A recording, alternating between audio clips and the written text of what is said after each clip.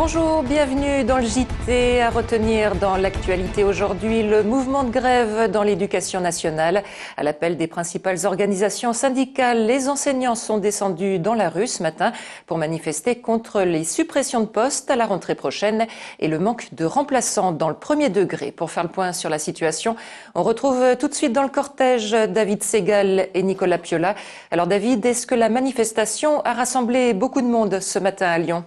Oui, comme vous pouvez le voir juste derrière moi, beaucoup de monde. On parle d'un enseignant sur deux en grève aujourd'hui avec des établissements parfois à 100% bloqués. Alors la police annonce 1600 personnes dans la rue, les syndicats eux annoncent 3500 personnes. Je me trouve aux côtés de Jean-Louis Pérez, secrétaire académique du syndicat SNES Collège et Lycée. Bonjour. Bonjour. Alors le fond du problème, c'est les 68 000 suppressions de postes en 5 ans dans l'éducation nationale. Voilà, vous le jugez comme une vraie casse de l'éducation. Oui, Sarkozy en 2007 annonçait le non-remplacement d'un départ à la retraite sur deux de tous les fonctionnaires, y compris des enseignants. La conséquence, c'est des suppressions de postes massives en nombre inimaginable. Un seul chiffre, en 5 ans, dans l'Académie de Lyon, il y a eu 1300 suppressions de postes sur 13 000 enseignants. C'est un poste de prof sur 10 qui a été supprimé. Comment peut-on continuer à enseigner avec un poste de prof sur 10 en moins ? Alors on parle pour la rentrée prochaine de 220 suppressions de postes supplémentaires. Qu'en pensez-vous ? Oui, 220 postes supprimés dans les collèges et lycées à la rentrée prochaine, alors qu'il y a 2000 collégiens et lycéens en plus. Ça veut dire quoi ? Ça veut dire que les classes seront forcément surchargées et qu'on va fermer des options et des enseignements. C'est la baisse de la qualité du service public d'éducation qui est programmée. On entend aussi parler de l'école primaire où il n'y a pas du tout de professeurs en face des élèves. C'est quoi ? C'est un vrai problème, c'est dramatique, des élèves qui peuvent même pas suivre des cours.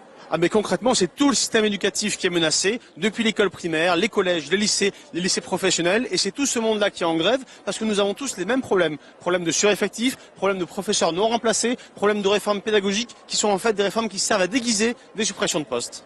Alors j'ai pu voir dans la rue des écriteaux où on voit si on supprime des profs, alors il faut aussi supprimer des élèves. C'est aussi ce que vous pensez ? C'est finalement ce qui s'exprime ici, c'est un énorme ras-le-bol. On est sur des revendications, on est contre les suppressions de postes, mais là je crois que vraiment c'est la première journée où s'exprime un tel ras-le-bol, un tel écœurement. On dit stop au mépris, on ne peut pas mépriser les enseignants comme ça, on ne peut pas finalement demander aux enseignants de faire n'importe quoi, demander aux enseignants de physique de faire des cours de maths, demander aux enseignants de supprimer leur filière comme la voie industrielle. C'est ça qui est le plus important, stop au mépris. Merci Jean-Louis Pérez. Alors il faut savoir que le cortège va se finir au terreau et il n'y a aucun discours qui va être prévu avec le rectorat puisque effectivement les syndicats ont jugé pas utile d'une nouvelle fois les rencontrer puisque ça n'aboutit à rien.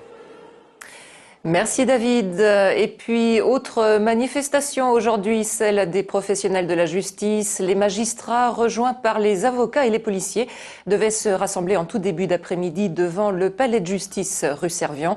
Point d'orgue d'une semaine de mobilisation et de grève des audiences pour dénoncer les propos de Nicolas Sarkozy sur la responsabilité des magistrats dans l'affaire de Pornic.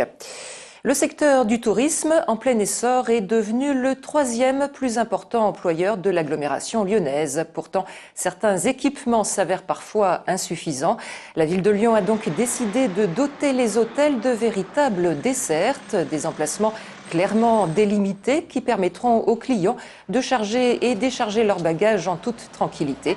On écoute à ce propos le président des industries hôtelières et l'adjoint au tourisme au micro de David Segal.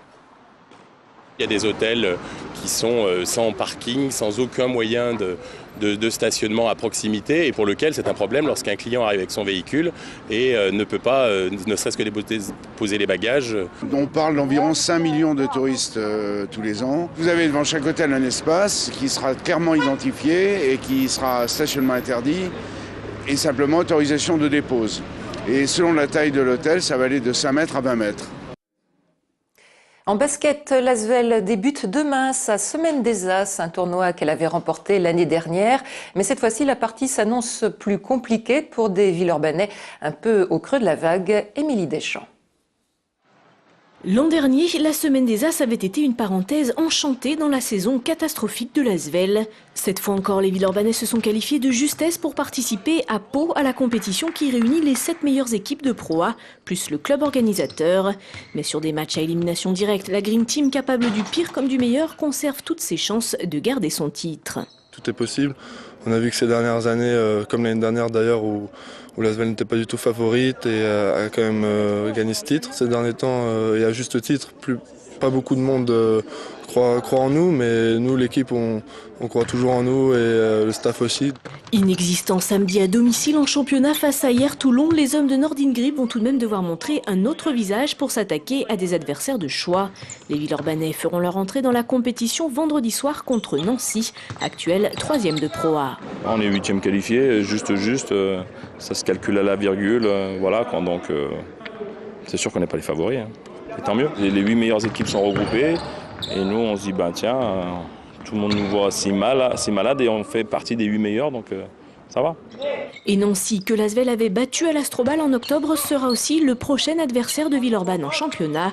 D'ici là, l'un des deux clubs sera peut-être fraîchement auréolé d'un nouveau titre.